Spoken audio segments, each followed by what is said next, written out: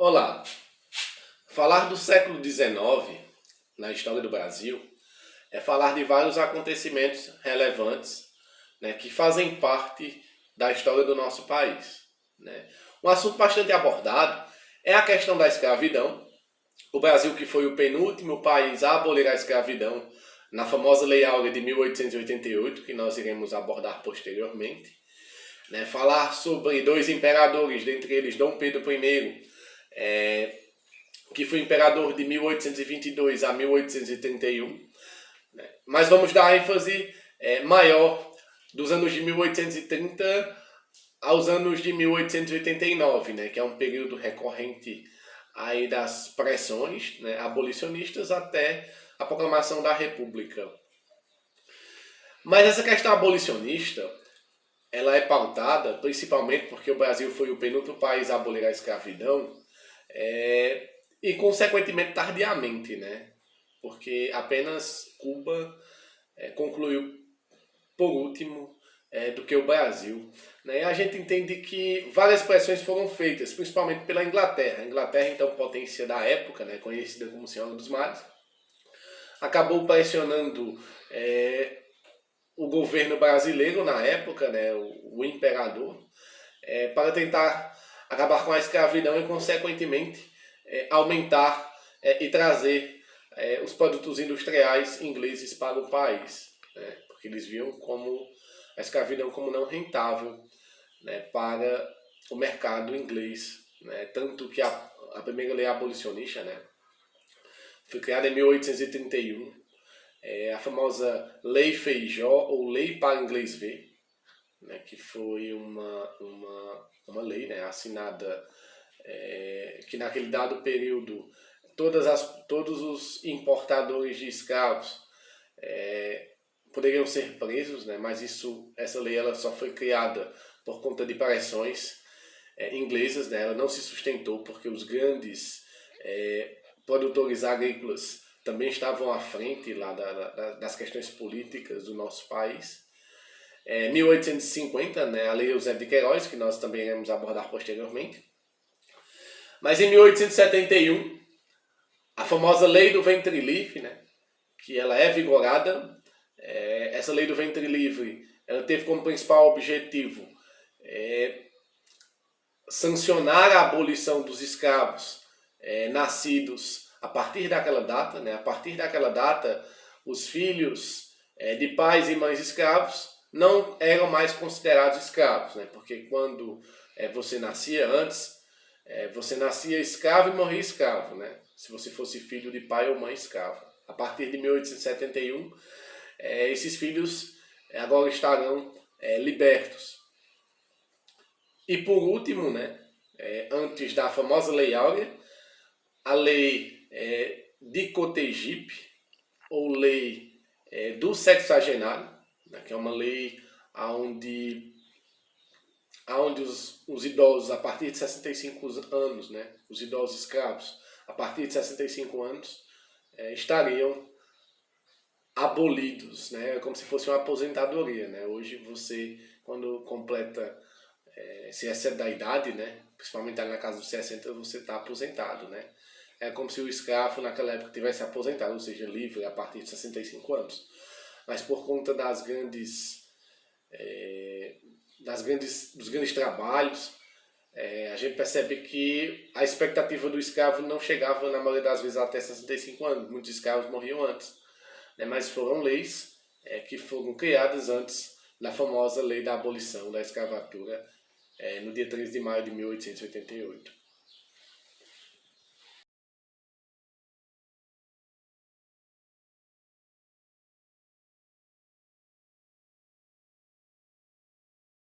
Em 4 de setembro de 1850 por o ministro da Justiça Eusébio de Queiroz. A lei determinava a proibição do tráfico de escravos africanos para o Brasil. Isso foi a resposta das pressões realizadas pela Inglaterra para que o Brasil acabasse com essa prática. Essa lei foi aprovada por Dom Pedro II. Consequência, o mercado de escravizados passou a ser interno para o plantio de café. Assim, compravam escravos de outras províncias, exemplo do Nordeste.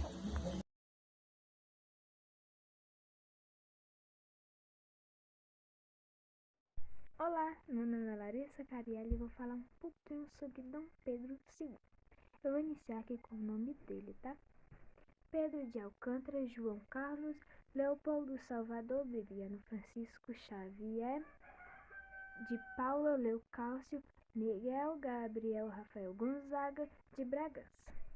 Dom Pedro II nasceu no dia 2 de dezembro de 1825, filho de Maria Leopoldina com Dom Pedro I. Maria Leopoldina faleceu quando Dom Pedro II tinha mais ou menos 1 ano. E Dom Pedro I faleceu quando Dom Pedro II tinha aproximadamente seus 9 anos.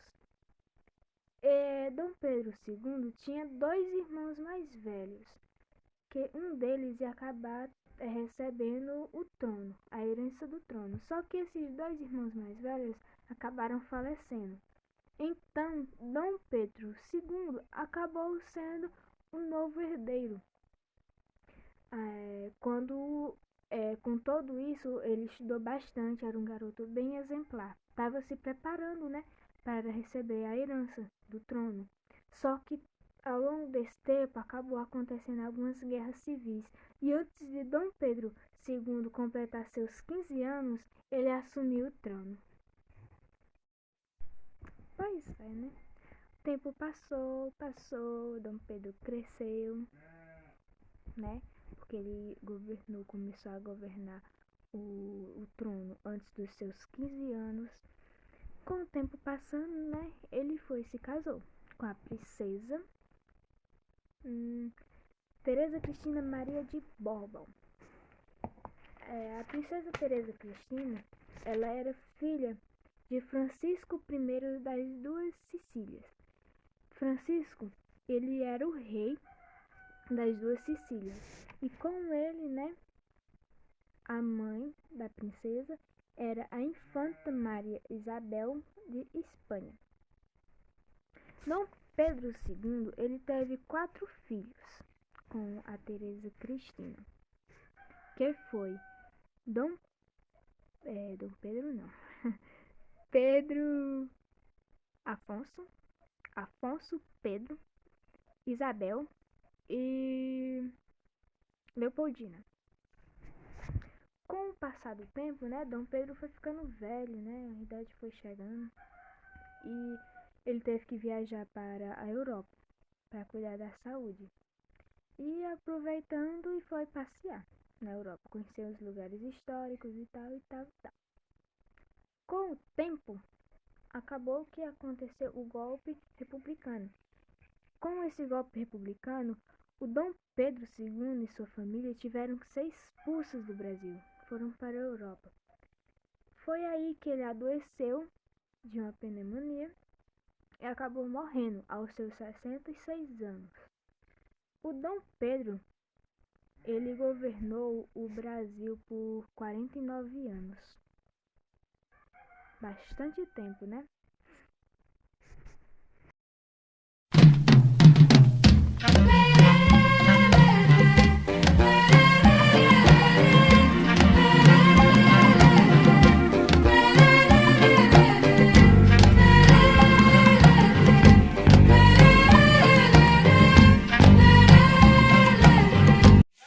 Então, na última aula, o professor abordou alguns temas, dentre eles a Guerra do Paraguai, a Lei Eusébio de Queiroz, a abolição da escravatura, a Lei de Sexagenário, Lei Áurea, enfim, dentre outras. Desses temas, ele pediu para nós alunos escolher um deles para explicar um pouco sobre o que nós entendemos. Enfim, não foi muita coisa, mas eu me lembro de eu ter estudado no ensino fundamental. Desses temas eu escolhi a Lei Áurea, eu de primeira já vi que seria um tema muito importante, porque eu me lembrei de uma aula que eu tive com meu professor do Cedro, enfim. A Lei Áurea, vamos com essa aqui. A Lei Áurea foi a lei que extinguiu a escravidão no Brasil. Então, foi a lei que acabou proibindo a escravatura dos escravos que ainda existiam no Brasil, né?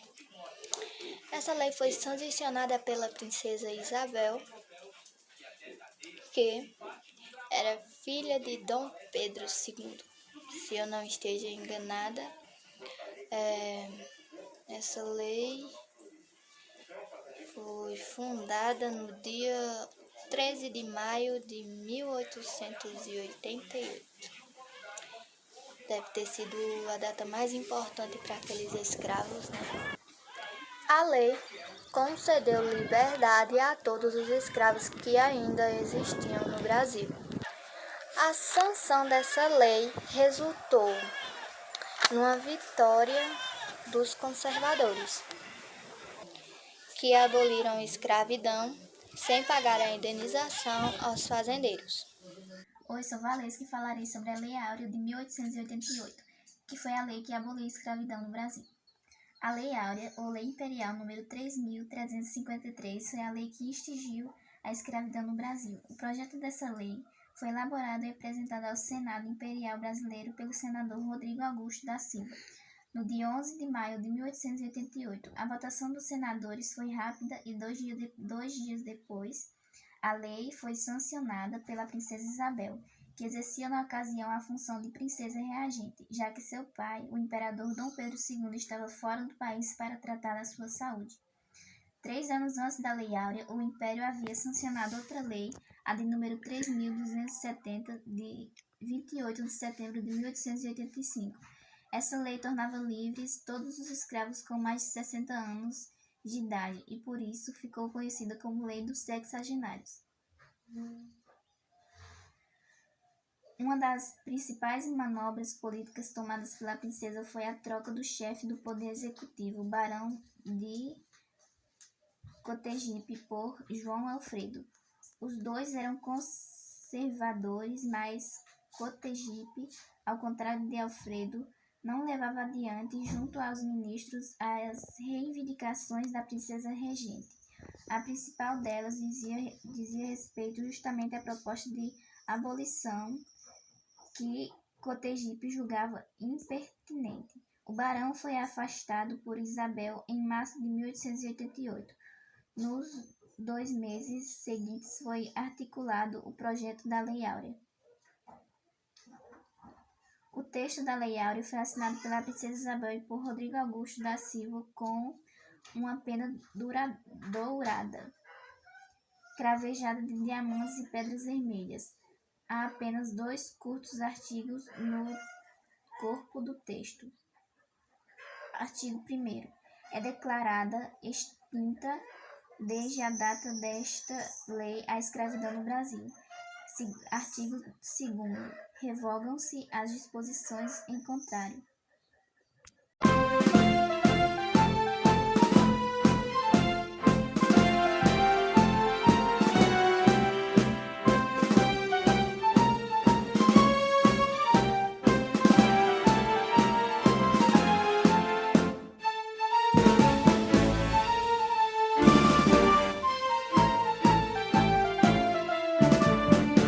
Olá, meu nome é Mirelle, estudo na Escola Campos Sales e sou do 3º ano H. Agora eu vou falar um pouco sobre a Proclamação da República. Ocorreu no dia 15 de novembro de 1889, tendo à frente o Marechal Deodoro de Fonseca, que se tornou o primeiro presidente do Brasil. O evento representou o fim da monarquia constitucional e o início da era republicana, instaurando o regime presidencialista no Brasil. Qual foi a importância da proclamação da República para o nosso país? Representou um grande marco para o resultado da história. O acontecimento foi o resultado de um golpe de Estado organizado por republicano que pretendia acabar com a monarquia vigente no país e implantar uma república federativa e presidencialista. Quais foram as principais consequências? Aconteceu em 15 de novembro de 1889 e resultou na derrubada da monarquia e na instauração da república no Brasil. Esse acontecimento que a monarquia enfrentou no Brasil, a partir da década de 1870, foi um dos grupos mais insatisfeitos, foi os militantes. Então foi isso. Tchau.